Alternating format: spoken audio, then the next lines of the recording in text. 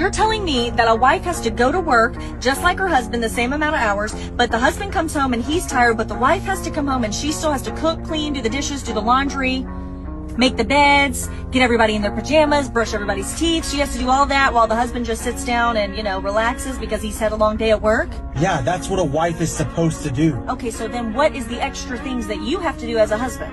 I make more money than you. I'm the breadwinner. At least I could come home after a long day and you cooked and cleaned the house. Yeah, but I had a long day too.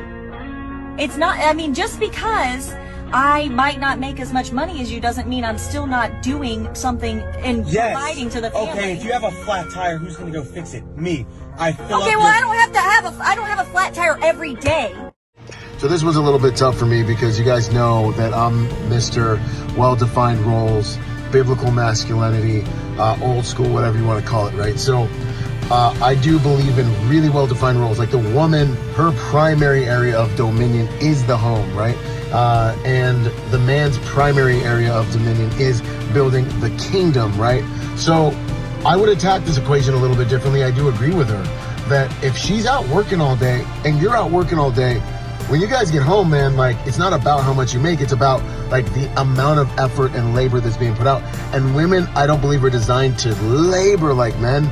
So I absolutely hate it, but I think she's got some points here. Gents, what I would say though, the way I would attack this is the second you get into a relationship with a woman, I think one of the main things you need to be thinking about is how to get her out of the freaking slave trade, homie. How to get her home, how to get her out of a 9-to-5, how to get her to stop trading time for money, how to rescue her from you having to share authority with some boss. You know what I'm saying? Rescue her from the environments of work so that you can really begin to build your kingdom. A woman is going to help you unlock more potential. When you unlock more potential, you're able to be about your Father's business and manifest more of the greatness that God has put you on this planet to manifest, which then serves everyone involved. Serves you, serves her, serves the kids. You build a kingdom and an ecosystem that comes from his kingdom here on the earth that you were created to build. And so that becomes the game within the game.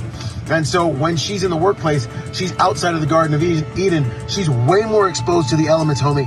And you don't want that. So one of the things that I'm doing, that I recommend to young men do, don't bring a woman into the picture until you have a kingdom to bring her into.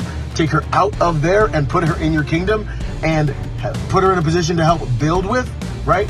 Or one of the first objectives when you get married, if you don't have a kingdom to take her from and put her into, start really working on building that and rescue her from that slave trade, homie. As soon as possible, you want to get her out of survival mode and into thriving mode, because here's the thing with women.